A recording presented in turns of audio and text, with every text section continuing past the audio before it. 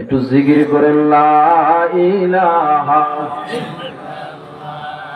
লা ইলাহা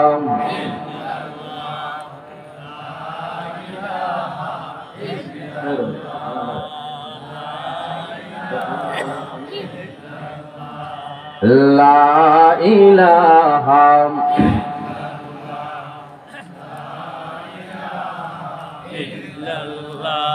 লা ইলাহা মাশাআল্লাহ লা ইলাহা ইল্লাল্লাহ লা ইলাহা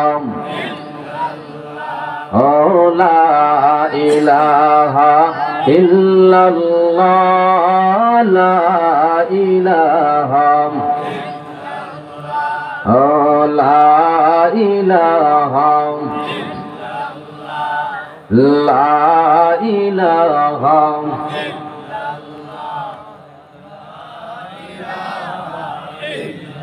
লা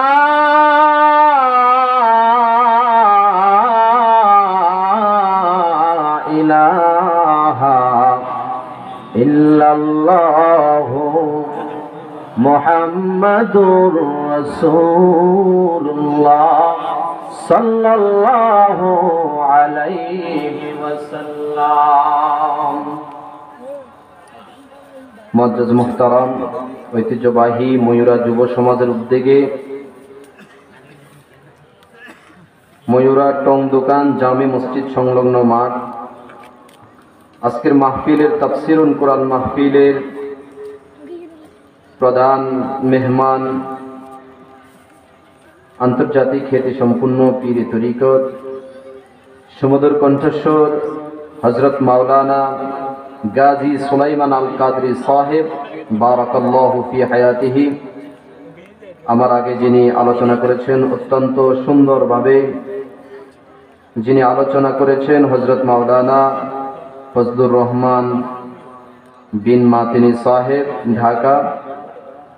আরো আলোচনা করেছেন হযরত মাওলানা কে এম সালেহ আহমদ জাহিরি খতিব আগারপাড়া জামে মসজিদ নাঙ্গলকোট কুমিল্লা। আজকের মাহফিলের সম্মানতি সভাপতিত্ব করবেন জনাব মোহাম্মদ শামসুল হক, বিশিষ্ট ব্যবসায়ী, আমার বড় ভাই। আল্লাহ তাআলা সকলকে কবুল করুক, বলেন আমিন। আরো জোরে বলেন আমিন। মহান রব্বে করিমের শুকরিয়া আদায় করছি, যেই মালিক দীর্ঘ ১.৫ যুগ পরে উন্মুক্ত পরিবেশে স্বাধীনভাবে কোরআনুল কারীমের কথা বলার মতো সুযোগ করে দিলেন। আসুন আমরা সেই মালিকের দরবারে শুকরিয়া আদায় করি, শুকরিয়া গুজার করি। যেই মালিক আমাদেরকে জবান দিলেন, সেই মালিকের শিখানো ভাষায় কালিমাত শুকর আদায় করি। সকলে বলি আলহামদুলিল্লাহ। এতগুলা মানুষ আরেকটু আওয়াজ করে বলেন আলহামদুলিল্লাহ। রব্বানা লাকাল হামদ হামদান কাসীরান তাইয়িবান মুবারাকান ফি কামা ইয়ানবাগি লিজালালি ওয়াজহিকা ওয়া আযীমি সুলতানিক।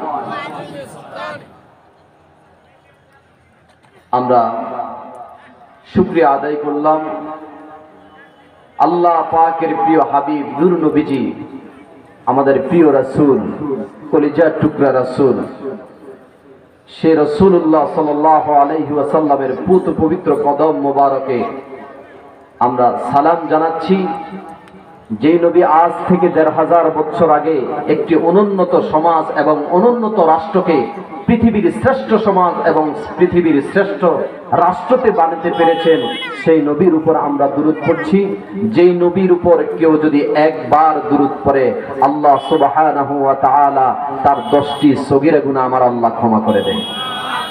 শুধু তাই নয়, 10টি ইজ্জত আল্লাহ তাআলা বাড়াইয়া দেয়, 10টি রহমত তার উপর বর্ষণ করে। জোরে কোন সুবহানাল্লাহ।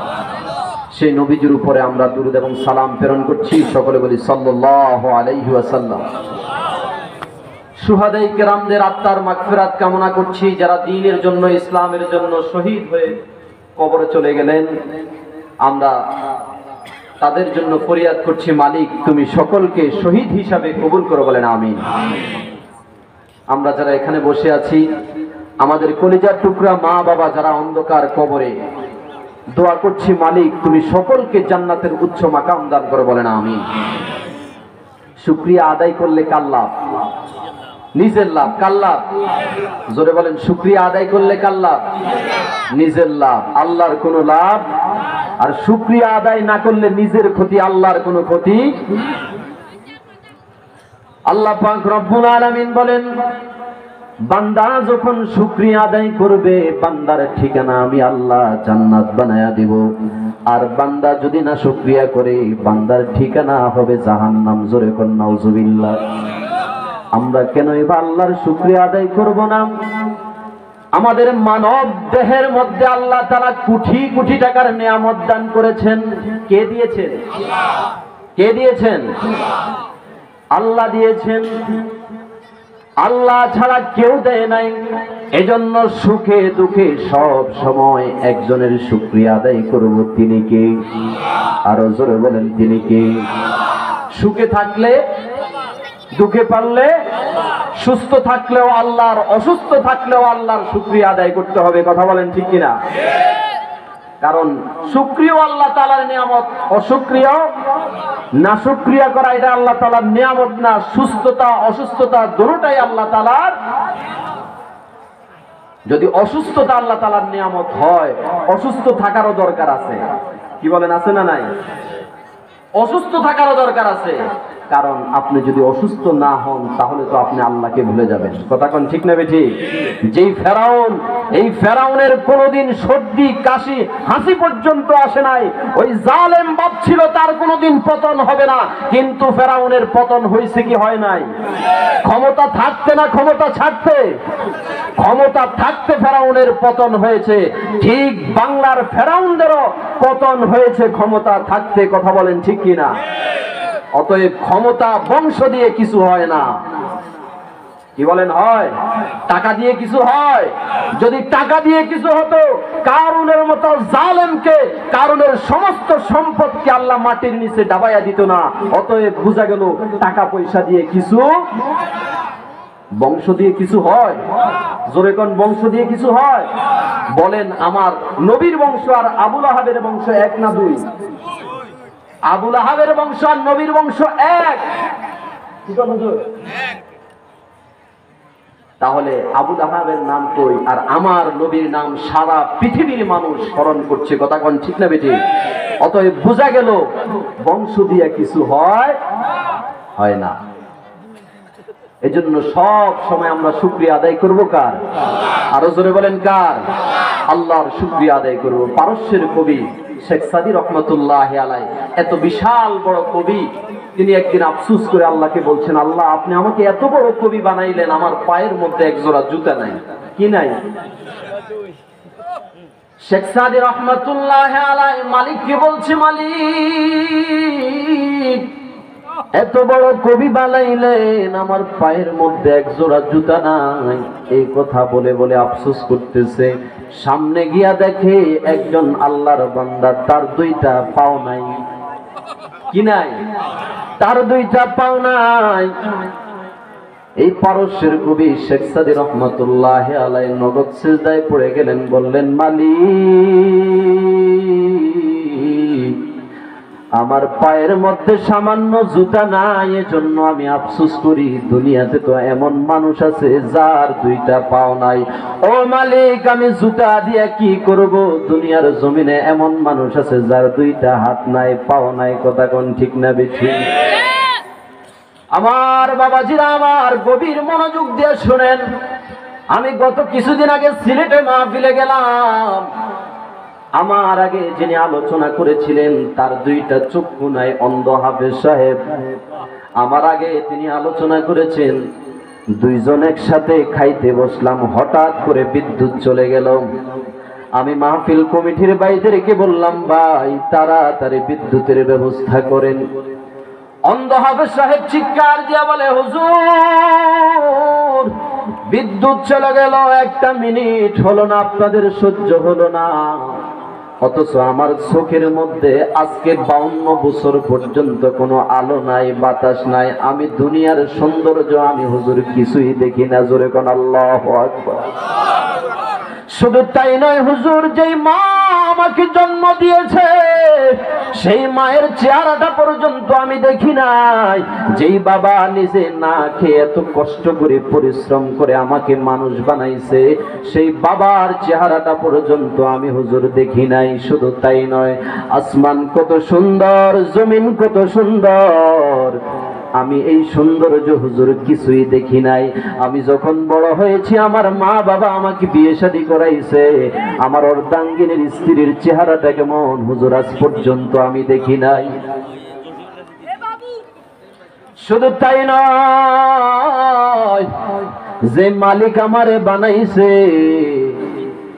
আমার চেহারাটা কেমন হুজুর আজ 52 বছর হয়ে গেল কোনোদিন আনার মধ্যে দেখি নাই। হুজুরের জন্য আমি কোনো আফসোস করি না, মন খারাপ করি না। আমি মালিকের উপর 16 আনাই সন্তুষ্টি, আমি কোনোদিন অসন্তুষ্ট হই নাই। তবে হুজুর যেদিন মালিক আমাকে চক্ষুর আলো ফিরাইয়া দিবে ওই চোখ দিয়ে সর্বপ্রথম আমি আমার আল্লাহর দিদার হাসিল করব। গত কয়েক মাস আগে অনাবৃষ্টির জন্য মানুষ আমাকে দোয়ার জন্য নিয়েছিল। হুজুর আমি দোয়া করেছি, আল্লাহ পৃথিবীর জমিনে কত মানুষরে তুমি চোখ দিলা, কত নাজায়েজ জিনিসের দিকে দেখে। আমি আল্লাহ তোমার এই চোখ দিয়া দুনিয়ার নাজায়েজ জিনিসকে দেখি নাই। আল্লাহ এই আমলটুকু যেন তোমার দরবারে যদি কবুল হয়ে যায়, আল্লাহ এই দিনে তুমি বৃষ্টি দান করে। বলে হুজুর কিছুক্ষণ পর দেখলাম হালকা হালকা বৃষ্টি আরম্ভ হয়ে গেল। এজন্য সব সময় শুকরিয়া আদায় করব কার? আজকের বিজ্ঞান বলছে পৃথিবীর মধ্যে সবচাইতে বড় পাহাড়ের নাম হচ্ছে মাউন্ট এভারেস্ট, যার উচ্চতা হচ্ছে 29,000 বর্গ ফিট প্লাস। এটা বিজ্ঞান অনুমান করে বলছে, তার মানে আরো বড়। আর পৃথিবীর সবচাইতে গভীরতম সাগরের নাম হচ্ছে প্রশান্ত মহাসাগর, যার গভীরতা হচ্ছে 36,000 বর্গ ফিট প্লাস, তার মানে আরো গভীরে। এটা বিজ্ঞান অনুমান করে বলছে। বিজ্ঞান বলছে এই মাউন্ট এভারেস্টকে, বিশাল বড় পাহাড়টাকে যদি প্রশান্ত মহাসাগরের মধ্যে ঢেলে দেওয়া হয়, তারপরে প্রশান্ত মহাসাগরের তলদেশে পৌঁছতে আরো 6,000 ফিট, 7,000 ফিট বাকি থাকে। কথা কোন ঠিক কিনা?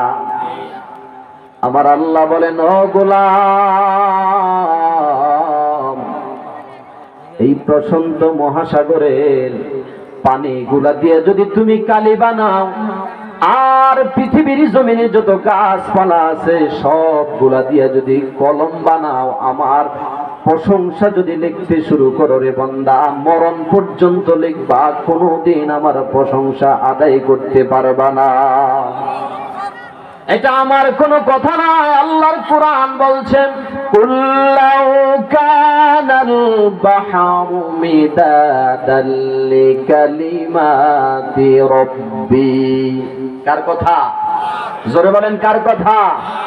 আল্লাহর কথা। শুধু তাই নয় বন্ধুরা আমার, আল্লাহর নিয়ামত কোন দিক দিয়ে আপনি আদায় করবেন? আমার আল্লাহ আমাকে আপনাকে তার প্রিয় হাবিবের মাহবুবের যে উম্মত বানিয়েছেন, হাদিসের মধ্যে আসছে কেউ যদি মরণ পর্যন্ত এই প্রশংসা করতে থাকে, তারপরেও এই প্রশংসা আদায় করে শেষ করতে পারবে না। আজকে তো আমরা মানুষ, আমাদের চাহিদার কোনো শেষ নাই। কি বলেন? চাহিদার শেষ আছে? চাহিদার শেষ নাই। যার 1 লক্ষ টাকা আছে সেই চিন্তা করে আরো 1 লক্ষ টাকা দরকার। কথা কোন ঠিক না বেঠিক? এই জন্য আমার নবী বলেন, প্রত্যেক বনি আদমকে যদি একজনকে যদি স্বর্ণের একটা পাহাড় বানিয়ে দেওয়া হয়, তারপরেও তার আরেকটা পাহাড়ের প্রয়োজন। আচ্ছা বলেন, একটা পাহাড় আপনি কয় দিনে খেয়ে শেষ করবেন? আপনার 14 পুরুষ খেলেও আরো থাকবে। কথা কোন ঠিক না বেঠিক? তাহলে আরেকটা কেন লাগবে? কিন্তু মানুষের স্বভাব হচ্ছে চাই চাই চাই, কথা কোন ঠিক কিনা? এই জন্য নবী বলেন, বান্দা বান্দি যখন মরে যাবে তার মুখের মধ্যে যতক্ষণ পর্যন্ত কবরের মাটি না পুষবে ততক্ষণ পর্যন্ত তার চাওয়া পাওয়া বন্ধ হবে না। আল্লাহ পাক রব্বুল আলামিন সূরা ইব্রাহিমের মধ্যে বলেন, লা ইন শাকারতুম লাযীদান্নাকুম ওয়া লা ইন কাফারতুম ইন্না আযাবি লাশাদীদ। ও বান্দা, দুনিয়ার জমিনে যতগুলা নিয়ামত আমি আল্লাহ দিয়েছি, সব নিয়ামতগুলো আমি আল্লাহ তোমাদের জন্য দিয়েছি। তোমরা এই নিয়ামতগুলা খাওয়ার পরে আমি আল্লাহর যদি শুকরিয়া আদায় করো, আমি আল্লাহ ওয়াদা দিলাম নিয়ামত আরো আমি আল্লাহ তোমাদেরকে বাড়াইয়া দিব।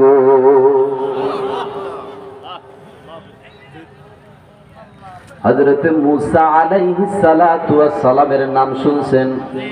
যে শুনছেন, ওই মূসা নবীর উপাধি হচ্ছে মূসা কালিমুল্লাহ। ইব্রাহিম নবীকে আমার আল্লাহ উপাধি দিলেন ইব্রাহিম খলিলুল্লাহ।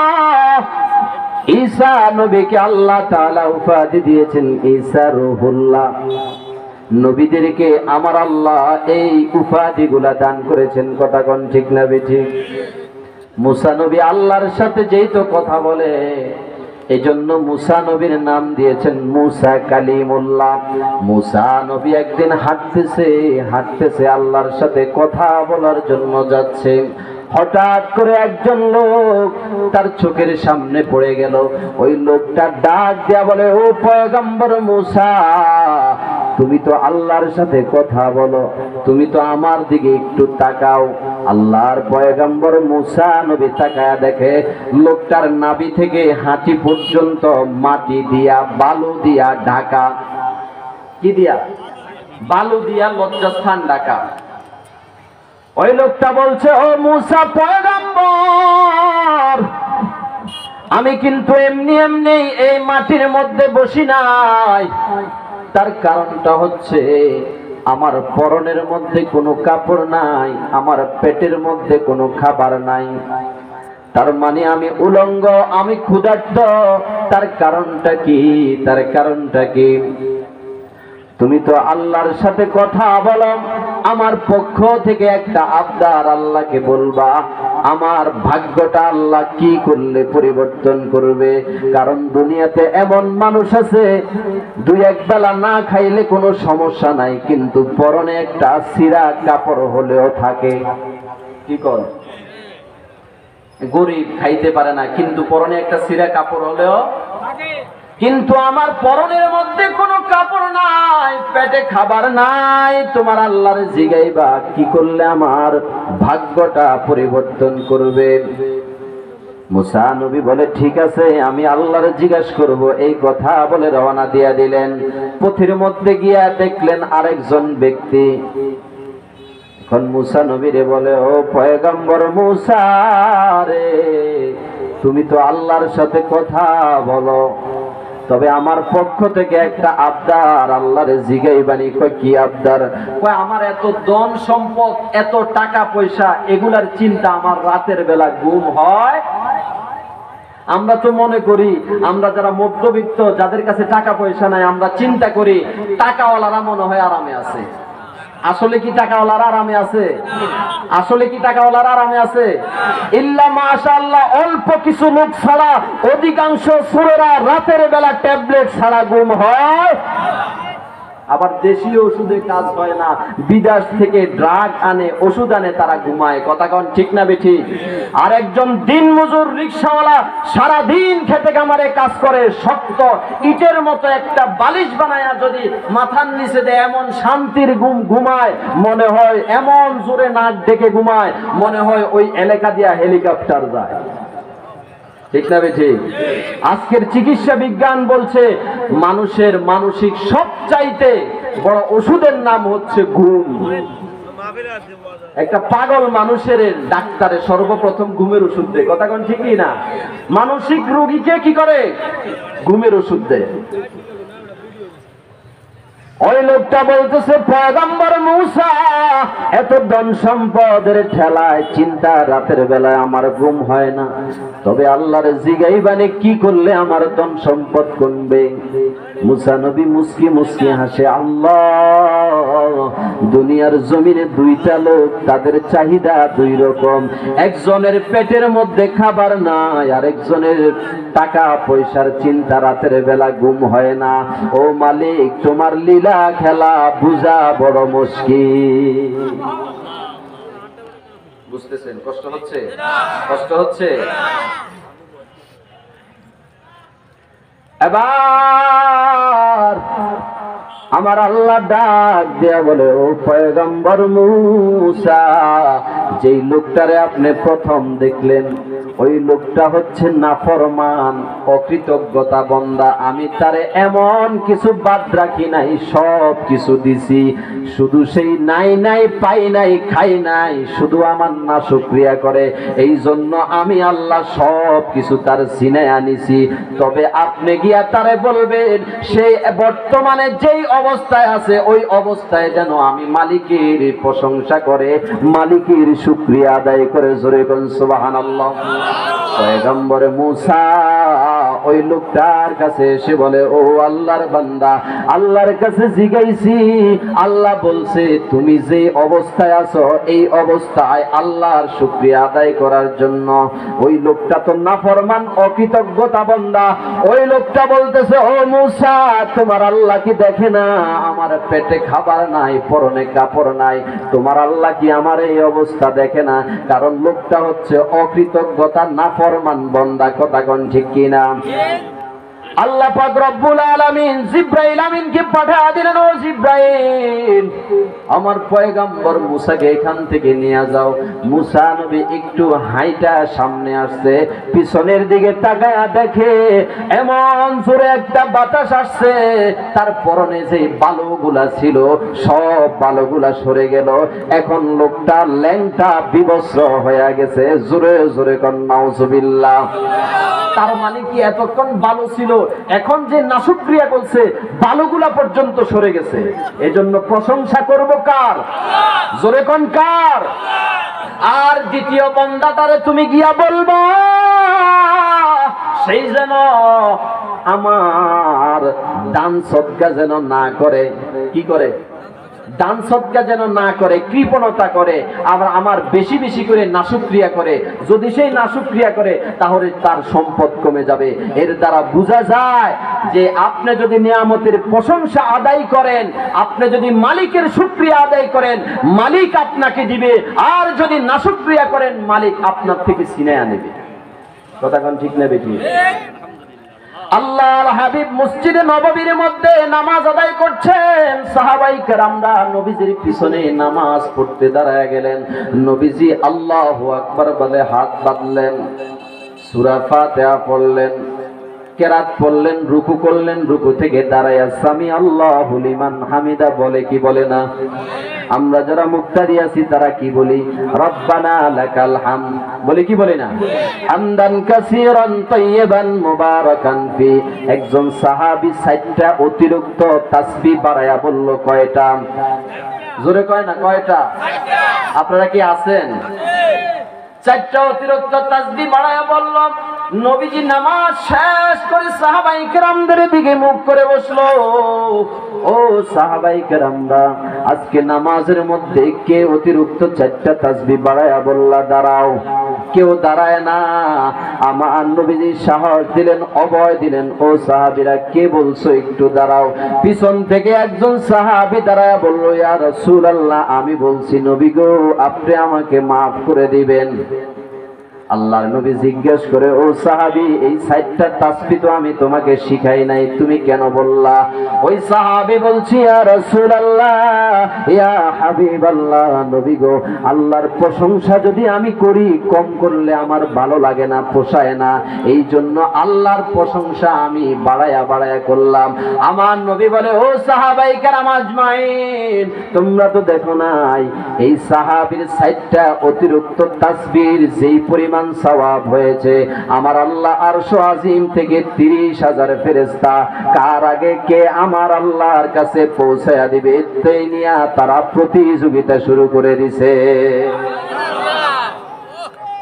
এজন্য প্রশংসা করব কার? আমি তোমার প্রেমের ভিখারি ইয়া রাসূলুল্লাহ, আমি তোমার প্রেমের ভিখারি ইয়া রাসূলুল্লাহ, আমি তোমার প্রেমের ভিখারি ইয়া হাবিবাল্লাহ, আমি তোমার প্রেমের ভিখারি। তোমারি প্রেমের গো রাসূল নাই যে তুলনা, নাই যে তুলনা গো রাসূল, নাই যে তুলনা। ঠিক কিনা? আরে তোমার প্রেমে জিন্দা হইল উস্তুনে হান্নানা ইয়া রাসূলুল্লাহ, আমি তোমার প্রেমের ভিখারি ইয়া হাবিবাল্লাহ, আমি তোমার প্রেমের ভিখারি। তোমারি প্রেমেতে আমার কলিজায় আঙ্গার, কলিজায় আঙ্গার গো রাসূল, কলিজায় আঙ্গার। দেখা দিয়ে শান্ত কর সাকিয়ে কাউসার ইয়া রাসূলুল্লাহ, আমি তোমার প্রেমের ভিখারি ইয়া হাবিবাল্লাহ, আমি তোমার প্রেমের ভিখারি ইয়া রাসূলুল্লাহ, আমি তোমার প্রেমের ভিখারি। আল্লাহ কবুল করুক, বলেন আমিন। এই জন্য সব সময় আমরা শুকরিয়া আদায় করব কার? আরো জোরে বলেন কার? ওয়াজ কি চলবে? চলবে ওয়াজ। ওয়াজ মাহফিলের উপকারিতা কিন্তু কম নয়, নিঃসন্দেহে ওয়াজ মাহফিলের উপকারিতা অনেক বেশি। কথা কোন ঠিক না বেঠিক? কিন্তু ওয়াজ দিয়ে সমাজ এবং রাষ্ট্রকে অপরাধ মুক্ত বানানো যাবে না। কে ওয়াজ দিয়ে সমাজ এবং রাষ্ট্রকে কি অপরাধ মুক্ত বানানো যাবে? আচ্ছা বলেন তো, আল্লাহর হাবিব থেকে শ্রেষ্ঠ ওয়াইজ, শ্রেষ্ঠ আলোচক এই পৃথিবীর জমিনে আর কে ছিল? যেই হাবিবের আকাশ চুম্বি মর্যাদা, যেই হাবিবের মর্যাদা হচ্ছে স্বয়ং আল্লাহর পরে তামাম সৃষ্টি জগতের ঊর্ধ্বে হচ্ছে আমার নবীর মর্যাদা। কথা কোন ঠিক না বেঠিক? যেই হাবিব দুনিয়ার জমিন থেকে আঙ্গুলের ইশারায় চাঁদ 2 খণ্ডিত হয়ে গেছে, যেই নবী দুনিয়ার জমিনে পা রাখা মাত্রই আরশ আজিমে চলে গেছে, এমন নবী দীর্ঘ 13 বছর মক্কায় দাওয়াত দিয়েছেন। কত বছর? 1.5 যুগেরও বেশি মক্কায় দাওয়াত দিয়েছেন। আচ্ছা, আবু জাহেলের নাম শুনছেন? যারা জবাব দেয় নাই তারা মনে হয় আবু জাহেলের আত্মীয় লাগে। আবু জাহেলের নাম শুনছেন? আবু জাহেল ভালো মানুষ না খারাপ মানুষ? জোরে কয় না, ভালো না খারাপ? আবু জাহেল যদি ভালো হতো, মক্কার পাশে সাফা মারওয়ার পাশে, মক্কা নগরীতে সাফা মারওয়ার পাশে আবু জাহেলের বাড়িকে বাথরুম খানা বানানো হতো না। কথা কোন ঠিক না বেঠিক? নিঃসন্দেহ বোঝা যায় আবু জাহেল খারাপ মানুষ। কথা কোন ঠিক না বেঠিক? আল্লাহর নবী দীর্ঘ 13 বছর, কত বছর? 1 যুগেরও বেশি মক্কায় কালেমার দাওয়াত দিয়েছেন। আচ্ছা বলেন, আবু জাহেল আমার নবীর দাওয়াত কি শুনে নাই? দাওয়াত কি শুনে নাই? আবু জাহেলের চরিত্র পরিবর্তন হয়েছে? আবু জাহেলের চরিত্র পরিবর্তন হয়েছে? আবু জাহেল কি কালিমার দাওয়াত গ্রহণ করেছে? করে নাই। তাহলে বুঝে থাকলে বলেন, আবু জাহেল মরে গেছে আজ থেকে বহু বছর আগে। সেই আবু জাহেলের ভক্ত, মুরিদ, কর্মী, অনুসারী এই পৃথিবীতে আছে না নাই? আরো জোরে কোন আছে না নাই? পৃথিবীতে আছে, কিন্তু বাংলাদেশে নাই। কি বাংলাদেশে আছে? জোরে কয় না বাংলাদেশে আছে? বাংলাদেশে আছে, নাঙ্গলকোটে মনে হয় নাই। হ্যাঁ, আচ্ছা বলেন, সেই আবু জাহেলের ভক্তরা, অনুসারীরা, কর্মীরা কোন আলেমের, কোন হুজুরের ওয়াজ শুনে তাদের চরিত্র পরিবর্তন হবে বলেন? হ্যাঁ হবে। আল্লাহর হাবিব দীর্ঘ 13 বছর মক্কায় দাওয়াত দিয়েছে, আবু জাহেলের চরিত্র পরিবর্তন হয় নাই। সেই আবু জাহেলের চালা চামুন্ডা বর্তমান সমাজে আছে না নাই? জোরে কয় না আছে না নাই? ভয় পাচ্ছেন? ভয় পাওয়ার দিন শেষ। কথা কোন ঠিক না বেঠিক? ভয় পাওয়ার দিন শেষ। আগে আলেমরা জোরে কথা বললে সমস্যা, আস্তে কথা বললেও সমস্যা। কথা কোন ঠিক না বেঠিক? আগে আলেমরা নামাজ যদি লম্বা করে তখন সমস্যা হতো, কেরাত যদি খাটো করতো তখনও সমস্যা হতো। কথা কোন ঠিক না বেঠিক? আমরা যাব কোথায়? আমাদেরকে যদি ভালো না লাগে তাহলে আমাদেরকে দেশ থেকে বাইর করে দাও। আর যদি বাংলাদেশে থাকতে হয় আলেম উলামার কথা শুনতে হবে। কথা কোন ঠিক না বেঠিক? বাংলাদেশে যদি থাকতে হয় উলামায়ে কেরামের কথা শুনে থাকতে হবে। কথা কোন ঠিক না বেঠিক? যারা আমাদেরকে হুঁশিয়ার করে ভারত থেকে নাকি শান্তিরক্ষী বাহিনী পাঠাবে বলছে না? কি বলেন? বলছে না? মনে রাখবেন, ভয় পাওয়ার কোনো কারণ নাই।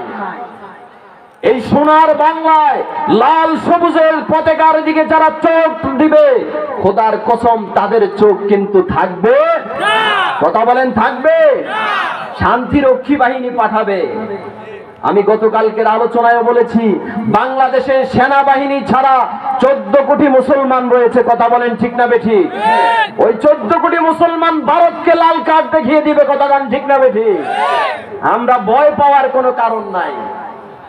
অতএব আমরা তাদেরকে হুঁশিয়ার করে দিতে চাই, এই জমিন আউলিয়ায়ে কেরামের জমিন, শাহজালালের পুণ্যভূমি, শাহ আমানতের পুণ্যভূমি, শাহ নেসারের পুণ্যভূমি, শাহ আবু জাফর সালের পুণ্যভূমি। হাজারো পীর মাশায়েখ এই জমিনের মধ্যে শহীদ। কথা কোন ঠিক না বেঠিক? এই জমিন নিয়ে যারা কুমন্ত্রণা করবে, চক্রান্ত করবে, তাদের একজনকেও ছাড় দেওয়া হবে। বলছিলাম, ওয়াজ মাহফিল দিয়ে সমাজ এবং রাষ্ট্রকে অপরাধ মুক্ত বানানো যাবে? কি বলেন, যাবে? আল্লাহর হাবিব দীর্ঘ 13 বছর দাওয়াত দিলেন, আবু জাহেল ভালো হলো না। তাহলে ওই আবু জাহেলের ভক্ত, কর্মীরা, অনুসারীরা কোন আলেমের ওয়াজ শুনে ভালো হবে বলেন? তাহলে কি ওয়াজ বন্ধ করে দেব? ওয়াজ বন্ধ করে দেব?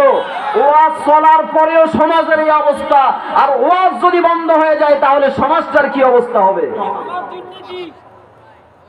এজন্য আজকে আমরা জানবো কি কাজ করলে সমাজ থেকে অপরাধ মুক্ত করা যায়, সমাজ এবং রাষ্ট্রটাকে অপরাধ মুক্ত করা যায়।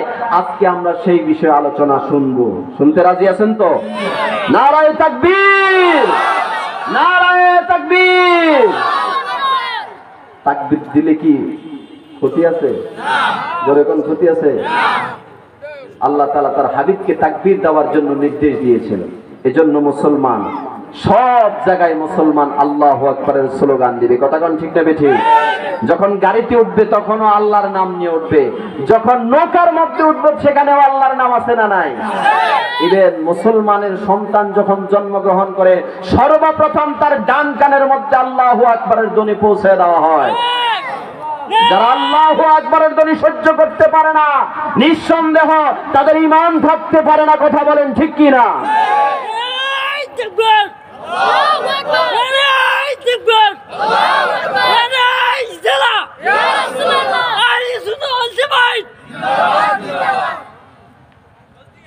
যারা আল্লাহর নাম নিতে পারে না তারা কুপাল পোড়া হতভাগা। কথা কোন ঠিক না বেঠিক? গত কয়েক বছর আগে চট্টগ্রামে উম্মাম কাদের চৌধুরী নারায়ে তাকবীরের স্লোগান দিয়েছে, হাজার হাজার মানুষ আল্লাহু আকবারের ধ্বনিতে মুখরিত করেছে। কথা কোন ঠিক না বেঠিক? কিন্তু আমরা কয়েকদিন পরে দেখলাম কিছু হলুদ মিডিয়া, কালো মিডিয়া পত্রিকার মধ্যে লিখছে উম্মাম কাদের নাকি বিতর্কিত স্লোগান দিয়েছে। জোরে কোন নাউজুবিল্লাহ। আচ্ছা বলেন, আল্লাহু আকবারের স্লোগান কোন দলের স্লোগান? কোন নেতার স্লোগান? জোরে বলেন কার স্লোগান? আল্লাহু আকবারের স্লোগানের মধ্যে যারা বিতর্ক খুঁজবে, খোদার কসম তাদের জন্মের ঠিক নেই। কথা কোন ঠিক না বেঠিক? আরো জোরে বলেন ঠিক না বেঠিক? কারণ এটা আমার কোনো কথা নয়, স্বয়ং আল্লাহর কথা। উতুল্লিম বাদা যালিকা জালিম। হাবিব আপনার চরিত্রের ব্যাপারে যারা কথা বলে তারা কেউ ভালো সন্তান নয়, তারা হচ্ছে সব জারজ। হুজুর কি কর? এই জন্য আল্লাহর হাবিবের চরিত্র নিয়ে আজকে আমাদের দেশে কথা বলে। কথা কোন ঠিক না বেঠিক? আল্লাহর হাবিবের চরিত্র নিয়েও কথা বলে। এজন্য সাবধান, খবরদার। আল্লাহর হাবিবকে গালি দিয়েছিল ওয়ালিদ ইবনে মুগিরা। আল্লাহর হাবিবকে বলেছিল মুহাম্মদ আনতা মাজনুন। জোরে কোন নাউজুবিল্লাহ। গালির পরিবর্তে আমার রাসূল গালি দেয় নাই, ধৈর্য ধারণ করেছিলেন। কিন্তু আরশ আজিমের মালিক তিনি ধৈর্য ধারণ করেন নাই, সাথে সাথে আয়াত নাজিল করে দিলেন, হাবিব আপনাকে যারা গালি দিয়েছে তারা কেউ ভালো সন্তান নয়, তারা হচ্ছে সব জারজ সন্তান। জোরে কোন নাউজুবিল্লাহ। ওয়ালিদ ইবনে মুগিরার মা বেঁচে ছিল, বাবা ছিল না। ওয়ালিদ ইবনে মুগিরা বাসায় এসে বলে, মা মুহাম্মাদের খোদা আমাকে ঘোষণা দিয়েছে আমি নাকি জারজ, আমি রাস্তাঘাটে চলতে পারি না, লোকেরা আমাকে জারজ বলে। এখন মা কাঁপতে কাঁপতে বলতেছে, কয় বাবা তোর তরবারিটা তুই খাপের ভিতরে ঢুকা, আমি কি সত্য বলবো না মিথ্যা বলবো? কারণ আমি জানি মুহাম্মদকে আমি শ্রদ্ধা করি, ভক্তি করি। মুহাম্মদ যেই কথা বলেছে, মুহাম্মদের খোদা যেই কথা বলেছে সেটা সত্য। কারণ তোর বাবা আরব জাহানের একজন সর্দার ছিল, লিডার ছিল। তোর বাবার ভয়ে বাঘ এবং ছাগল এক ঘাটের মধ্যে বসে পানি পান করত। কিন্তু তোর বাবা যখন রাতের বেলায় আমার বিছানার মধ্যে আসতো, তোর বাবা তখন কাপুরুষ হয়ে যেত, বেড়া হয়ে যেত। বুঝছেন তো? তোর বাবাকে আমি বিছানার মধ্যে লাথি মেরে বনে জঙ্গলে চলে যেতাম, ওই রাখালদের সাথে আমি জেনা করতাম, আর জেনার দ্বারা তুই আমার গর্ভে আসলি, তুই হলি জারজ সন্তান। জোরে কোন নাউজুবিল্লাহ। তাহলে আল্লাহর হাবিবকে যারা গালি দেয় তারা ভালো। কথা কোন ঠিক না বেঠিক? বলতেছিলাম ওয়াজ মাহফিল দিলে কিন্তু সমাজ এবং রাষ্ট্রটাকে পরিবর্তন করা যাবে না। কি করলে, কোন কাজ করলে সমাজ এবং রাষ্ট্রকে অপরাধ মুক্ত বানানো যায় সেই সম্পর্কে আজকে আমরা আলোচনা শুনবো তো ইনশাআল্লাহ। এই কথাটা বোঝার জন্য আমি একটা উদাহরণ দিই। আমাদের দেশের মানুষরা বিড়ি সিগারেট খায়, খায় কি খায় না? হাতে পায়ে ধরে বলছি, কেউ বেজার হবেন না। আমাদের দেশের মানুষরা বিড়ি সিগারেট খায়, খায় তো না? যদি মনে করেন বাংলাদেশের সমস্ত উলামায়ে কেরাম মিলে যদি সিদ্ধান্ত নেয় যে এই বছর যারা যেইখানে আলোচনা করবে সবাই কিন্তু ধূমপানের বিরুদ্ধে আলোচনা করবে, মসজিদের খতিবরা মিম্বর থেকে ধূমপানের বিরুদ্ধে আলোচনা করবে, হক্কানি পীর মাশায়েখরা তাদের খানকা থেকে বাৎসরিক ওয়াজ মাহফিল থেকে ধূমপানের বিরুদ্ধে আলোচনা করবে। আচ্ছা বলেন তো দেখি, ধূমপান কি বাড়বে না কমবে? হ্যাঁ, বাড়বে না কমবে? কমবে না, বরং আরো বাড়বে। কারণ আমাদের দেশের মানুষরা চিন্তা করে যে জিনিসের প্রতি নিষেধ করা হয় সেটার প্রতি আমাদের আগ্রহ আরো। এতদিন যারা খাইতো না তারাও চিন্তা করবো আমি একটা টান দিয়ে দেখি কেমন লাগে। কথা কোন ঠিক না বেঠিক? তাহলে বাড়লো না কমলো? জোরে কোন, বাড়লো না কমলো? তাহলে ওয়াজ মাহফিল গেল কই? ওয়াজে তো বিড়ি সিগারেট বন্ধ হলো না, ওয়াজ মাহফিল গেল কই? তাহলে বুঝা গেল ওয়াজ মাহফিল দিয়ে সমাজ এবং রাষ্ট্রকে অপরাধ মুক্ত বানানো যাবে। কি লাগবে? এখন মনে করেন যদি সরকার যদি একটা আইন করে যে যারা বিড়ি সিগারেট খাবে তাদের 5,000 টাকা করে জরিমানা, 5 বছরের জেল। আচ্ছা এবার বলেন এই সমাজ থেকে বিড়ি সিগারেট বন্ধ করতে কয়দিন লাগবে, কয় মাস লাগবে? 24 ঘন্টাও আমার মনে হয় লাগবে না। কথা কোন ঠিক না বেঠিক? তাহলে বলেন ওয়াজ মাহফিল করে বিড়ি সিগারেট বন্ধ করতে পারলো না, সরকার যদি আইন করে যারা বিড়ি সিগারেট খাবে তাহলে তাদের 50,000 টাকা জরিমানা, 5 বছরের জেল, তখন বিড়ি সিগারেট অটোমেটিক বন্ধ হয়ে যাবে। তাহলে ওয়াজ মাহফিল গেলে কই, হুজুরদের ওয়াজ গেলে কই? বুঝা গেল ওয়াজ মাহফিল দিয়া সমাজ এবং রাষ্ট্রকে অপরাধ মুক্ত বানানো যাবে না। কি লাগবে? আইন লাগবে। জোরে কোন কি লাগবে? কার আইন? জোরে কয় না কার আইন? আরো জোরে কোন কার আইন লাগবে? আল্লাহর আইন লাগবে। তাহলে এই কয়েক মিনিটের আলোচনায় আমরা বুঝলাম ওয়াজ মাহফিল দিয়ে সমাজ এবং রাষ্ট্রকে অপরাধ মুক্ত বানানো যাবে না। সমাজ এবং রাষ্ট্রকে যদি অপরাধ মুক্ত করতে হয় তাহলে আইন লাগবে, আল্লাহর আইন। জোরে কোন কার আইন? আরো জোরে বলেন কার আইন? আচ্ছা, যেই সমস্ত মানুষগুলা সমাজে অপরাধকে পছন্দ করে না, অপরাধকে কি করে না, ব্যক্তিগতভাবেও তারা কিন্তু সেই অশান্তির শিকার। কথা কোন ঠিক না বেঠিক? ব্যক্তিগতভাবে তারা কিন্তু অশান্তির শিকার। আচ্ছা, মনে করেন একটা সমাজের চেয়ারম্যান যদি সুদখোর হয়, দুর্নীতিবাজ হয়, ওই সমাজের অবস্থাটা কেমন হবে? ভালো হওয়ার সম্ভাবনা আছে? জোরে কোন ভালো হওয়ার সম্ভাবনা আছে? আচ্ছা, মনে করেন একটা ফ্যামিলির মধ্যে 10 জন লোক, কতজন? আপনারা কি আছেন? ওয়াজ মাহফিল চলবে না বন্ধ করে দিব? চলবে কি বন্ধ করে দিব? একটা পরিবারের মধ্যে 10 জন সদস্য, একজন মাত্র চুরি করে। একজন কি করে? একজনের ঠেলায় বাকি 9 জন কি আরামে আছে? শান্তিতে আছে? ঠিক তদ্রুপ ভাবে এই বাংলাদেশে অল্প কিছু সুরের কারণে আজকে 18 কোটি মানুষ অশান্তিতে। কথা কোন ঠিক না বেঠিক? আজকে 18 কোটি মানুষ আজকে অশান্তি। গত কয়েক মাস আগে আপনারা দেখছেন সোশ্যাল মিডিয়ার মধ্যে, ইউটিউবের মধ্যে, ফেসবুকের মধ্যে দেখছেন আমার দেশের মানুষ হচ্ছে 18 কোটি। কত কোটি? এতদিন পর্যন্ত দীর্ঘ 16 বছর পর্যন্ত যারা দেশটাকে লুটে পুটে খেয়ে দেশটাকে শেষ করে দিয়েছে, 18 বছর তারা দেশটাকে একবারে সর্বনাশ করে দিয়েছেন। কথা কোন ঠিক না বেঠিক? যেই দেশের প্রধানমন্ত্রী দায়িত্বহীন কণ্ঠে বলতে পারে আমার বাসার পিয়ন 400 কোটি টাকার মালিক। কতশো কোটি? কথাটা কি বলে নাই? আপনারা কি শুনেন নাই? চলে কি হেলিকপ্টার দিয়ে? কিসে চলে? জোরে কয় না কিসে চলে? হেলিকপ্টার দিয়ে চলে। 4,000 নয়, 4 লক্ষ নয়, 400 কোটি টাকার মালিক। তাহলে সেই দেশের প্রধানমন্ত্রী কতশো কোটি টাকার মালিক? সে দেশের এমপি মন্ত্রীরা কি পরিমাণের দুর্নীতি করেছে? সে দেশের চেয়ারম্যান মেম্বারেরা কি পরিমাণের দুর্নীতি করেছে? এবারে কি টের পেয়েছেন? দেশটা কি দুর্নীতি হয়েছে? কথা কয় না হয়েছে? যে দেশের প্রধানমন্ত্রীর পিয়ন 400 কোটি টাকার মালিক, সে দেশের এমপি মন্ত্রীরা মনে হয় দুর্নীতি করে নাই। হ্যাঁ, দেশ সারি ফলাইছে। আচ্ছা, মনে করেন এই যে তারা এই যে টাকাগুলা নিয়ে, যারা এই টাকাগুলা নিয়ে দেশ থেকে পালালো, টাকাগুলা কি তাদের বাপের? জোরে কয় না টাকাগুলা তাদের বাপের?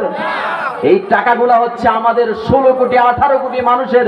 এই টাকাগুলা এদেশের খেটে খাটা মানুষের মাথার ঘাম পায়ে ফেলে যারা অর্থনৈতিক চাকাকে সচ্ছল রেখেছে, এদেশের মেহনতি মানুষের এই টাকা। কথা কোন ঠিক না বেঠিক? তাহলে বুঝে থাকলে বলেন, দুর্নীতি করেছে অল্প কয়েকজন। এই ঋণের বোঝা আজকে 18 কোটি মানুষের মাথার উপর আছে না নাই? আরো জোরে বলেন আছে না নাই? এই ঋণের বোঝা আমার মাথায়, আপনার মাথায়, সারা বাংলাদেশের 18 কোটি মানুষের মাথার মধ্যে এই ঋণের বোঝা আছে না নাই? তাহলে দুর্নীতি করেছে অল্প কয়েকজনে, তাহলে এই ঋণের বোঝা আজকে 18 কোটি মানুষের মাথায়। কথা কোন ঠিক না বেঠিক? আমার বন্ধুরা, আমি আপনাদেরকে বুঝাতে চাচ্ছি আমার দেশের মানুষরা হচ্ছে শান্তিপ্রিয় মানুষ। আলেম ওলামাদেরকে, পীর মাশায়েখদেরকে মহব্বত করে, ভক্তি করে, শ্রদ্ধা করে। কথা কোন ঠিক না বেঠিক? কিন্তু ইসলামের সঠিক মেসেজ আমাদের দেশের মানুষ বুঝতে চায় না। কি বলেন? চায়? চায় না। আচ্ছা, আপনারা তেঁতুল গাছ চিনেন? কি তেঁতুল গাছ চিনেন? পিছনে যারা জবাব দেয় নাই তারা মনে হয় চিনে না। তেঁতুল গাছ চিনেন? আচ্ছা, তেঁতুল গাছ, এই তেঁতুল গাছগুলা আমাদের দেশে আছে না নাই? এখন আপনি যদি বাংলাদেশের সমস্ত ওলামায়ে কেরাম পীর মাশায়েখদেরকে ডেকে এনে আপনি যদি কোরআন খতম করে যদি আপনি হুজুরের কাছে দোয়া চান, হুজুর এই তেঁতুল গাছ থেকে যেন খেজুরের রস বাহির হয়, এটা কি সম্ভব? আদৌ কি সম্ভব? বরং খেজুরের গাছ লাগিয়ে পরিচর্যা করলে সেখান থেকে খেজুরের রস হবে, খেজুর ফল হবে। কথা কোন ঠিক না বেঠিক? আজকে আমার দেশের মানুষগুলাকে, জাহান্নামী মানুষগুলাকে জান্নাতি বানানোর জন্য, অশান্ত পৃথিবীটাকে শান্ত করার জন্য আল্লাহ কি কোনো বিধিবিধান দেয় নাই? জোরে বলেন দেয় নাই? সেই বিধানের নাম কি? জোরে বলেন সেই বিধানের নাম কি? আরো জোরে বলেন সেই বিধানের নাম কি? আল কোরআন। এই কোরআন দিয়ে কেউ যদি জীবন গড়ে, ব্যক্তি, সামাজিক, পরিবার, রাষ্ট্র জীবন, আল্লাহ তাআলা তার সব জীবন শান্তিতে কাটাবে। কথা কোন ঠিক না বেঠিক? যেই ব্যক্তি কোরআন দিয়ে দেশ পরিচালনা করবে, ব্যক্তি, পরিবার, সমাজ, রাষ্ট্র পরিচালনা করবে, দুনিয়াতে তার কোনো ভয় নাই, আখিরাতেও তার কোনো চিন্তা। কিন্তু দুঃখজনক হলেও সত্য, যে কোরআন আল্লাহ লোহে মাহফুজ থেকে আমাদেরকে দিয়েছেন, অধিকাংশ সিংহভাগ মানুষ আমরা সেই কোরআন কারীমের তেলাওয়াত আমরা জানি না। মাহফিলের নাম দেওয়া হয়েছে তাফসীরুল কোরআন মাহফিল। আমরা যারা শ্রোতা কেউ রাগ করবেন না, মাহফিলের নাম দেওয়া হয়েছে তাফসীরুল কোরআন মাহফিল, কিন্তু অধিকাংশ শ্রোতারাই কিন্তু কোরআন কারীমের তেলাওয়াত জানে। কোরআন কারীম কোনোদিন ধরেও দেখে নাই, এমন শ্রোতা আছে না নাই? আচ্ছা, মনে করেন আপনার বাচ্চাকে আপনি প্রাইমারিতে পড়ালেন না, হাই স্কুলেও দিলেন না, আপনি কলেজেও পড়ালেন না, তাকে যদি আপনি ইউনিভার্সিটিতে গিয়ে ভর্তি করায় দেন, সেই কি স্যারের কিছু কথা বুঝবে? কি বলেন, বুঝবে? বরং সেই বলবে মাস্টারে কি বলে তার মনে হয় মাথা খারাপ হয়ে গেছে। কথা কোন ঠিক না বেঠিক? বর্তমানে নাম দেওয়া হয়েছে তাফসীরুল কোরআন মাহফিল, কিন্তু অধিকাংশ শ্রোতারা এই কোরআন তেলাওয়াত পারে না। এখন যেই ব্যক্তির ভিতরে কোরআন তেলাওয়াতের জ্ঞান নাই, কোরআনের জ্ঞান নাই, সেই কোরআনের তাফসীরটা কি করলে বুঝবে? সেই কোরআনে পড়তে পারে না। এখন সেই বসে বসে চিন্তা করবে, হুজুরকে ঢাকা থেকে আনা হয়েছে ওয়াজ করার জন্য, দিন শরীয়তের কথা বুঝার জন্য, এখন সেই হুজুর রাজনীতির আলাপ শুরু করে দিছে। সে এরকম বুঝবে না, কারণ তার ভিতরে কোরআনের জ্ঞান নাই। সে তো এটাই বুঝে স্বাভাবিক। কথা কোন ঠিক না বেঠিক?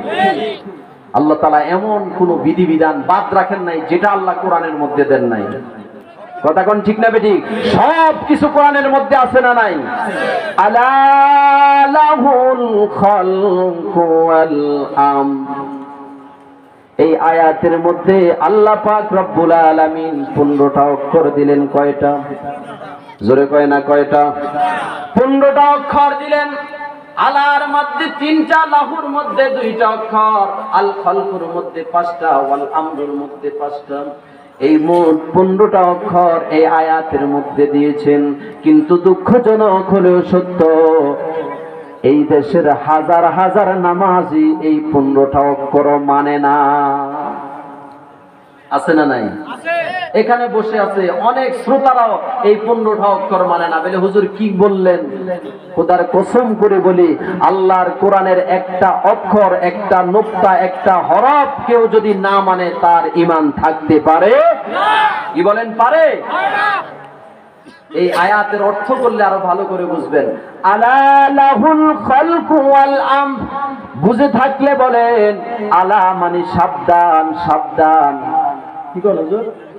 আলা মানে সাবধান, খালকু ওয়াল আমর, সৃষ্টি যার, আইন চলবে কার? এই সৃষ্টি কার? আইন চলবে কার? এই সৃষ্টি যদি আল্লাহর হয়, আইন চলার কথা ছিল আল্লাহর। কথা কোন ঠিক না বেঠিক? কিন্তু আজকে বাংলাদেশ স্বাধীন হলো 52 বছর হয়ে গেল। এই দেশ কি আল্লাহর আইনে চলে না ব্রিটিশের আইনে চলে? কার আইনে চলে? ব্রিটিশের আইনে চলে। তাহলে আল্লাহর আইন তো আপনি মানলেন না।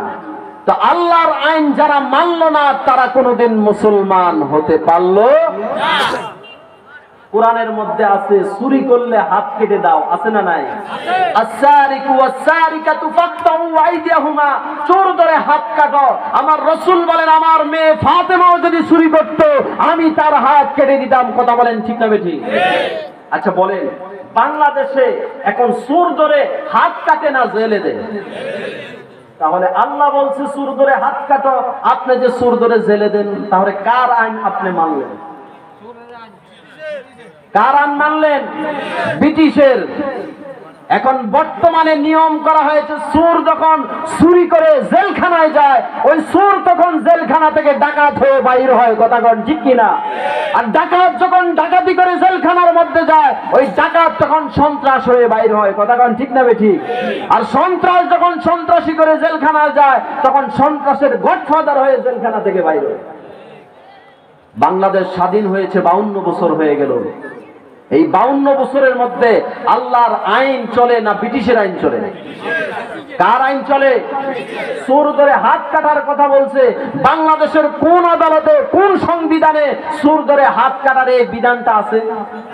কি বলেন আছে? জেনা করলে, অবিবাহিত নারী পুরুষ যদি জেনা করে তাহলে তাদেরকে 100টা বেতরাঘাত দিতে হবে। বাংলাদেশে কোন আদালতে, কোন সুপ্রিম কোর্টে আইনটা আজ পর্যন্ত চালু আছে বলেন? যে ব্যক্তি মদ খাবে তাকে 80টা বেতরাঘাত দিতে হবে। কোরআনে আছে না নাই? মাওলানা সাহেব বসে আছে, আমার উস্তাদ সমতুল্য। যখন মদ খাবে তখন 80টা বেতরাঘাত দিতে হবে। কোরআনের আইন আছে না নাই? বাংলাদেশের কোন সংবিধানে এই আইনটা এখন চালু আছে? তাহলে 52 বছর হয়ে গেল আল্লাহর আইন দিয়ে দেশ চাললো না, ব্রিটিশের আইন দিয়ে দেশ চালালো। কথা কোন ঠিক না বেঠিক? শয়তান একটা মাত্র ভুল করছে, আমরা সবাই মিলে তারে ফতুয়া দিছি, সেই কাফের হয়ে গেছে, শয়তান হয়ে গেছে। আর আমরা, আপনারা হাজার হাজার 10 জনে আল্লাহর আইন অমান্য করে আমরা মুসলমান কিভাবে থাকলাম? জবাব দেন। আমরা কি আল্লাহর আইন লঙ্ঘন করি না? জোরে কয় না করি না? তাহলে আমরা কেমনে আমরা মুসলমান থাকলাম? সব সময় ফলো করতে হবে আল্লাহর আইনকে। কার আইনকে? জোরে বলেন কার আইন? এই দেশ আল্লাহর আইন দিয়ে চলুক, এটা আমরা চাই কি চাই না? কারা কারা চাই হাত তুলে আল্লাহকে দেখাই। নারে তাকবীর, নারে রিসালাত, আল কোরআনের আলো, আল হাদিসের আলো, আল কোরআনের আলো। আল্লাহ তাআলা কবুল করুক, মঞ্জুর করুক, বলেন আমিন। আমরা কোরআন দিয়ে দেশ চলুক আমরা চাই, চাই কি চাই না? এই জন্য কোরআন দিয়ে যদি দেশ চলে, কোরআন যদি সমাজ চলে, তাহলে কোরআনের আন্দোলন করতে হবে। কথা কোন ঠিক না বেঠিক? আজকে 16 বছর পর্যন্ত যারা দেশটাকে লুটে পুটে খেয়ে একবারে শেষ করে দিয়েছে, ওই ভারতের দালালদেরকে আমরা আর ক্ষমতায় দেখতে চাই? কি বলেন চাই? যারা আজকে 16 বছর পর্যন্ত ওই ভারতের সাথে পিরিত করে দেশ পরিচালনা করছে, তারাও আজকে দেশ থেকে উদাও। কথা কোন ঠিক না বেঠিক? কেউ আটলান্টিক মহাসাগর পাড়ি দিয়ে দাদার বাড়ি, কেউ শ্বশুর বাড়ি, কেউ মাসির বাড়ি, আজকে যারা দেশ পরিচালনা করছে তাদেরকেও আমরা সাবধান করে দিচ্ছি, ওই ভারতের দালালদেরকে আমরা আর কোনোদিন ক্ষমতায় দেখতে চাই না। এজন্য সব সময় আমরা হুঁশিয়ার হতে হবে। কথা কোন ঠিক না বেঠিক? যতই আমাদেরকে চোখ রাঙিয়ে তারা, আমরা তাদেরকে লাল কার্ড দেখিয়ে দিব। আমাদের কাছে অস্ত্র নাই, আমাদের ঈমানি শক্তি আছে না নাই? আরো জোরে বলেন আছে না নাই? আল্লাহ তাআলা কবুল করুক, মঞ্জুর করুক, বলেন আমিন। আল্লাহুম্মা সাল্লি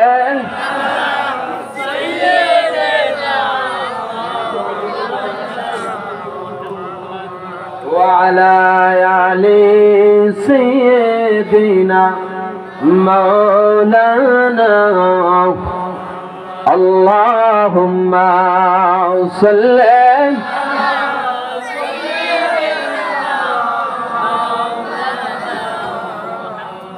وعلى آل سيدنا।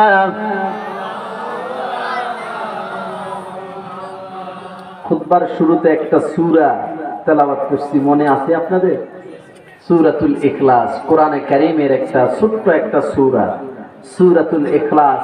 এমন একটা সূরা যেই সূরার আলোচনা আপনার কলিজাটাকে ঠান্ডা বানায়া দেবে, বলেন আল্লাহুম্মা আমিন। এই সূরার আকস্মিক এক ফজিলত রয়েছে, শুনবো তো আমরা? আলোচনা কি চলবে? চলবে তো ইনশাআল্লাহ। কারা কারা রাজি আছেন হাত তুলে আল্লাহকে দেখা। নারায়ে তাকবীর, নারায়ে তাকবীর। ময়ূরা যুব সমাজের উদ্যোগে আজকের তাফসীরুল কোরআন মাহফিল আল্লাহ তাআলা কবুল করুক, মঞ্জুর করুক, বলেন আমিন। আল্লাহর প্রিয় হাবিবের একজন প্রসিদ্ধ সাহাবী নাম হচ্ছে আবু হুরায়রা। নাম কি? আবু হুরায়রা। এই সাহাবীর আসল নাম কিন্তু আবু হুরায়রা নাম, ওই সাহাবীর আসল নাম হচ্ছে আব্দুর রহমান। নাম কি? জোরে বলেন, নাম কি? আব্দুর রহমান। কিন্তু আবু হুরায়রা কেন হলো? তার কারণ আছে না নাই? আমরা সব করে বিড়াল পালি, পালি কি পালি না?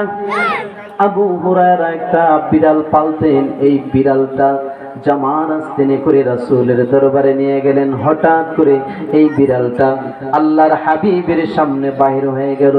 আমার হাবিব রসিকতা করে ডাক দিলেন, ও আবু হুরায়রা। কারণ আমার নবী প্রায় সময় সাহাবীদের সাথে রসিকতা করতেন। এই রসিকতা ছিল হালাল রসিকতা, কিন্তু আজকে আমরা রসিকতা করে করে আজকে আমরা কবিরা গুনাহ করি। আজকে রসিকতা করে করে আমরা কবিরা গুনাহ করে আসি না নাই? আল্লাহর প্রিয় সাহাবী আবু হুরায়রাকে নবীজি ডাক দিয়ে বললেন, হে আবু হুরায়রা। আবু হুরায়রা নিজের জন্য এই নামটা পছন্দ করে নিলেন, আর সমস্ত সাহাবীরা তাকে আবু হুরায়রা ডাকতে শুরু করলেন।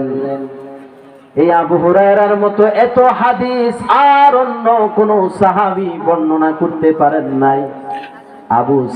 আবু হুরায়রা 5374টি হাদিস বর্ণনা করেছেন। জোরে কোন মারহাবা। আবু হুরায়রার মতো আর এত বেশি হাদিস অন্য কোন সাহাবীরা বর্ণনা করতে পারেন নাই। যারা মদিনা শরীফ গিয়েছেন, মসজিদে নববীর মধ্যে একটা বারান্দা আছে, আহলে সুফফা। নাম কি? আহলে সুফফা। আবু হুরায়রা বলেন, ওই আহলে সুফফার অন্যতম একজন সদস্য আমি ছিলাম। আমি দেখলাম এই আহলে সুফফার মধ্যে অনেক সাহাবীরা আসতো, এসে লেখাপড়া করত, পড়াশোনা করত। আবার দেখতাম কিছু সাহাবীরা এখান থেকে তারা চাকরি বাকরি করত, কিন্তু আমি কিছুই করতাম না। আমি এই মসজিদে নববীর মধ্যে আহলে সুফফার মধ্যে আমি পড়ে থাকতাম। রাসূল যা বলতেন সব কিছু আমি শুনতাম। এগুলা শুনে শুনে আমি মানুষকে বলে দিতাম। আবু হুরায়রা বলে, প্রাথমিক অবস্থায় আমার এত হাদিস আমার মুখস্থ ছিল না।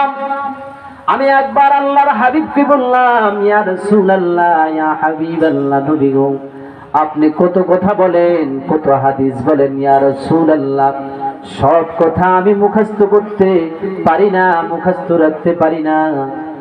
আল্লাহর হাবিব বলেন, ও আবু হুরায়রা, তোমার গায়ের মধ্যে যে চাদর আছে এই চাদরটা একটু বিছায়া দাও।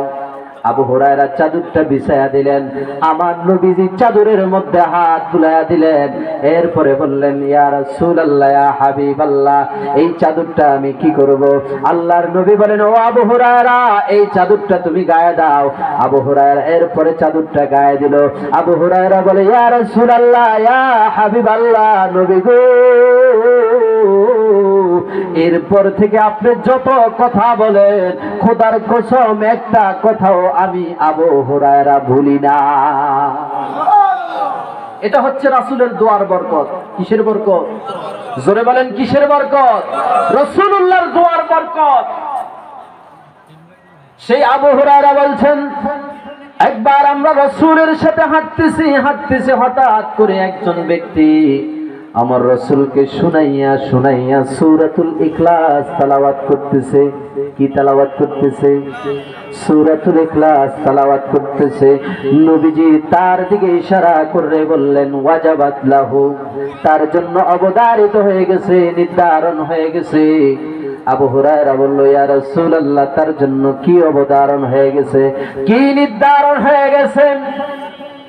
আল্লাহর হাবিব বলেন, ও আবু হুরায়রা, তুমি কি জানো না, কোন ব্যক্তি যদি কুরআনুল কারীমের এই সূরাতুল ইখলাস ইয়াকিনের সাথে ইতমিনানের সাথে কেউ যদি একবার তেলাওয়াত করে, আমার রব্বে কারীম তার জন্য জান্নাতটাকে অবধারিত করে দিল।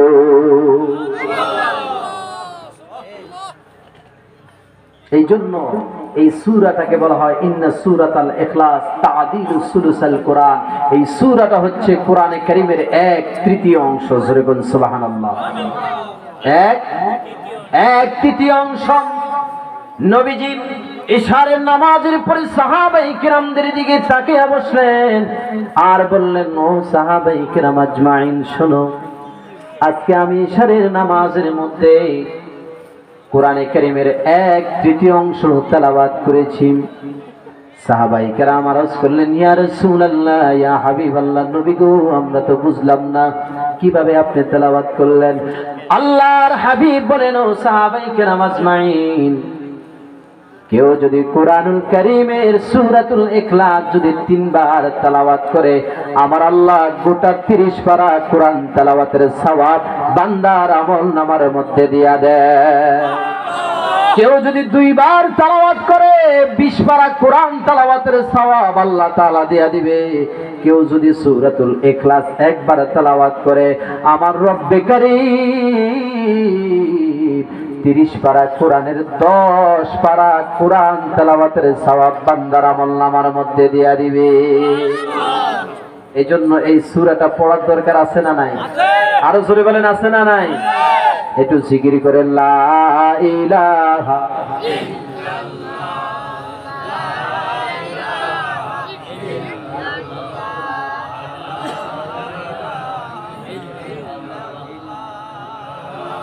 লা ইলাহা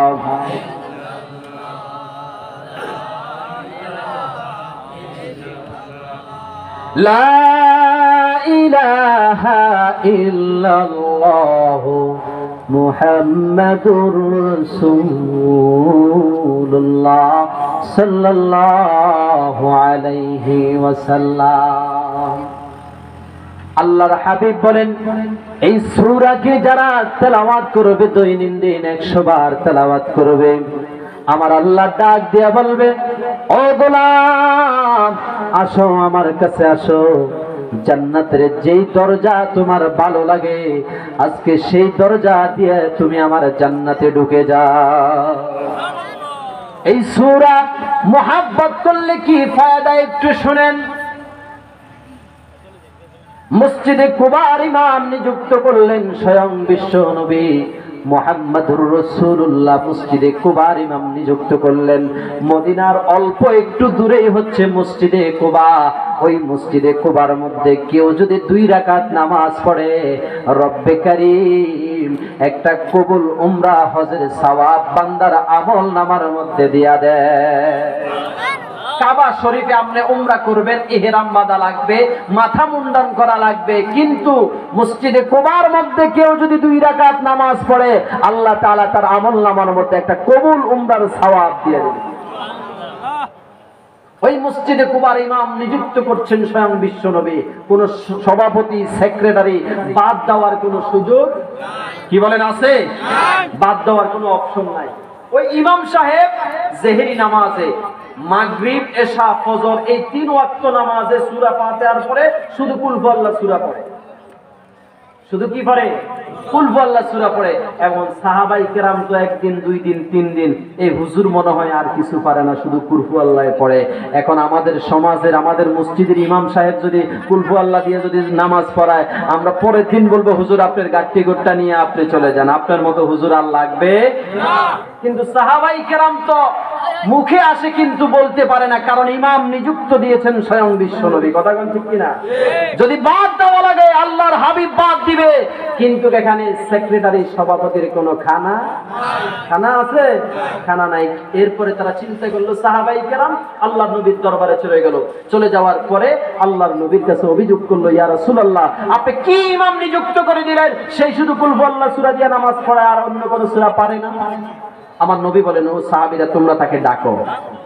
ওই সাহাবীকে যখন ডাক দেওয়া হলো, আল্লাহর হাবিব তাকে প্রশ্ন করলেন, ও সাহাবী, তারা যে কথাটা তোমার নামে যে অভিযোগ দিয়েছে এটা কি সত্য নাকি?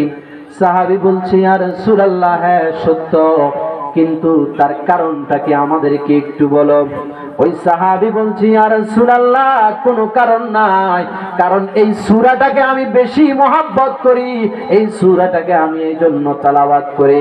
আল্লাহর হাবিব বলে, ও সাহাবীরা, তার চাকরি যাবে না, বরণ পর্যন্ত সেই এই মসজিদের চাকরি করবে, কারণ এই সূরাটাকে মহব্বত করার কারণে স্বয়ং আল্লাহ ওই সাহাবীকে মহব্বত করে। জোরে কোন সুবহানাল্লাহ।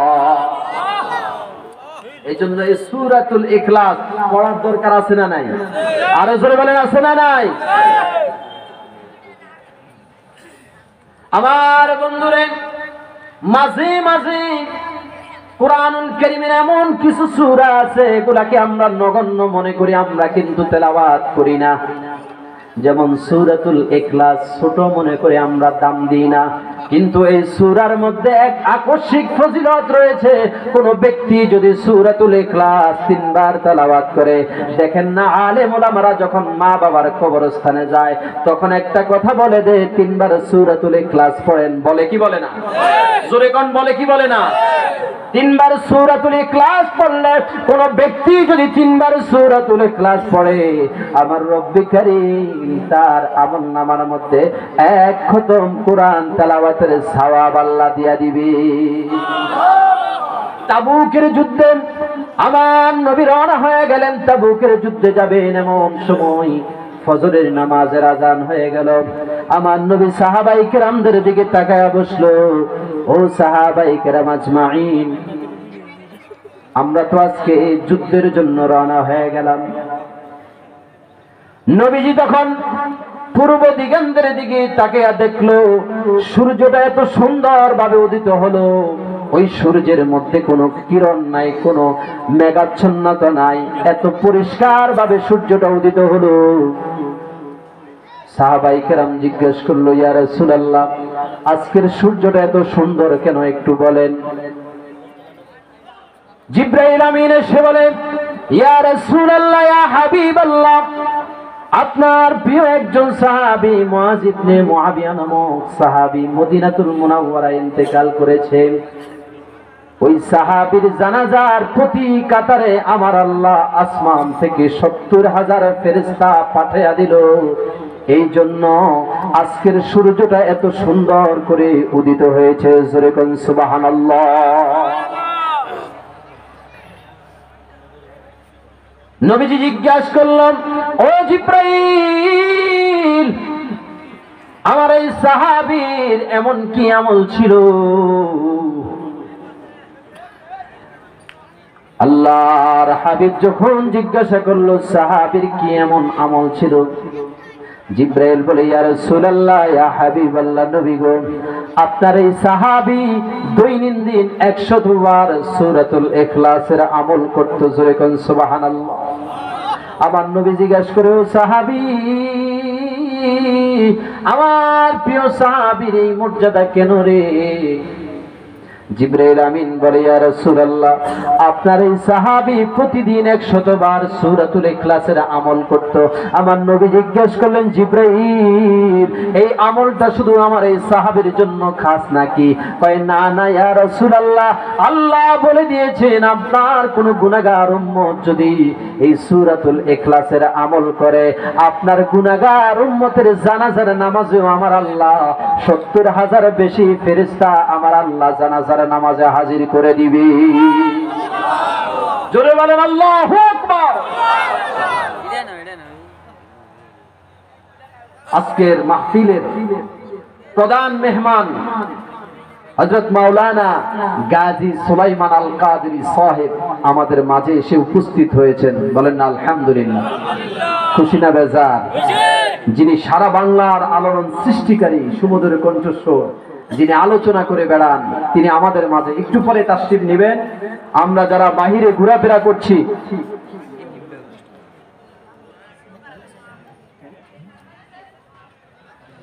একটু জিকির করেন, লা ইলাহা ইল্লাল্লাহ, লা ইলাহা ইল্লাল্লাহ। লা ইলাহা ইল্লাল্লাহু মুহাম্মাদুর রাসূলুল্লাহ সাল্লাল্লাহু আলাইহি ওয়াসাল্লাম। আচ্ছা, এতক্ষণ পর্যন্ত যে আলোচনা করছে, কোন নেতার গুণগান গাইছি? একমাত্র আল্লাহর হাবিব বিশ্ব নবী মুহাম্মদুর রাসূলুল্লাহর গুণগান গেয়েছি। কথা কোন ঠিক না বেটি? আমরা কার আদর্শ মানবো? আল্লাহর হাবিবের আদর্শের বাহিরে আর কারো আদর্শ আমরা মানবো? লেনিনের আদর্শ আমরা মানতে চাই না, কার্ল মার্কসের আদর্শ মানতে চাই না। অনেক বক্তারা স্টেজে উঠে দাদা হুজুর নানা হুজুরের কিচ্ছা কাহিনী বলতে শুরু করে, অথচ রাসূলুল্লাহর 23 বছর জিন্দেগি আলোচনা করাই তো শেষ করা যায় না। আপনি দাদা হুজুর নানা হুজুরের কিচ্ছা কাহিনী বলার তো কোনো টাইম নাই, আলোচনা মাত্র শুরু করছি। আল্লাহর কোরআনের আলোচনা শুরু করলে সময়ের দরকার আছে না নাই? আরো জোরে বলেন, আছে না নাই? এই জন্য কোরআনুল কারীম যতক্ষণ আপনি চুপ করে দূর থেকে শুনে থাকবেন, ততক্ষণ পর্যন্ত 1 বছর প্রতিটা কথায় 1 বছর নফল ইবাদতের সওয়াব আল্লাহ আপনার আমলনামার মধ্যে দিয়ে দিবে। আরো জোরে বলেন সুবহানাল্লাহ। এই জন্য কোরআনুল কারীমের আলোচনা যখন শুনবে চুপ করে শুনে থাকবেন।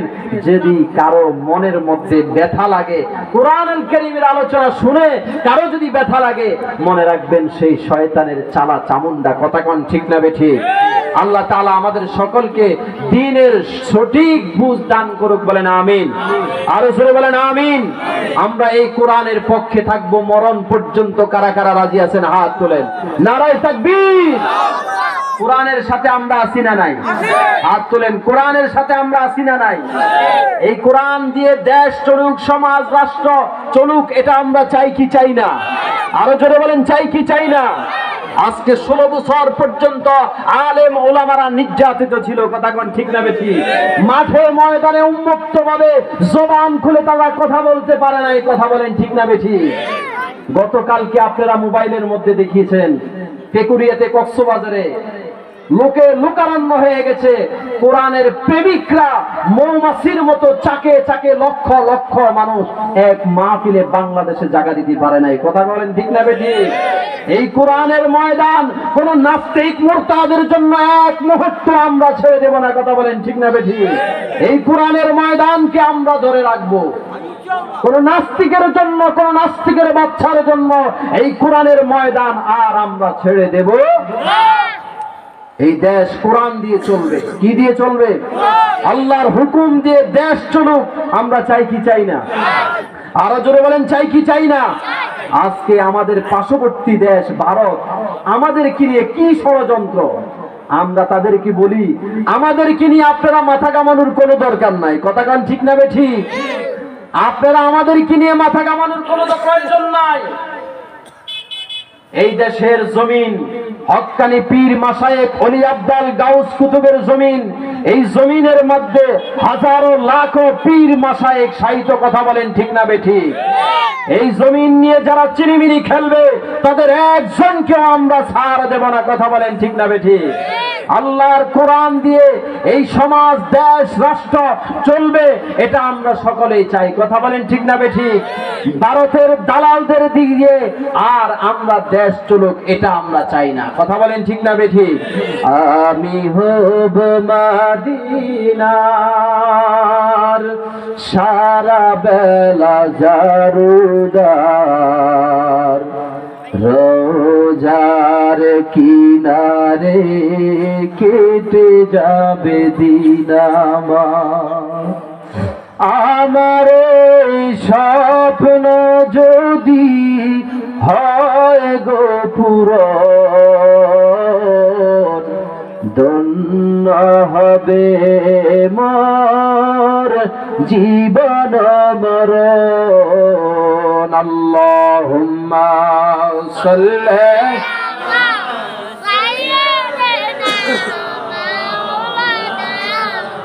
মুহাম্মাদ ওয়া আলা আলি সাইয়্যিদিনা মাওলানা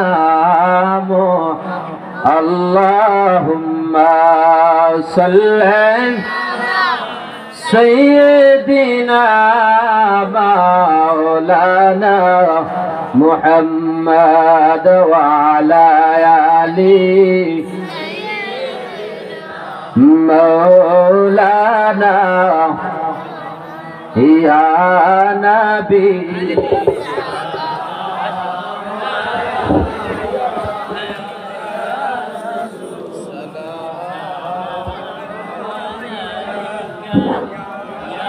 يا حبيب السلام عليك سلام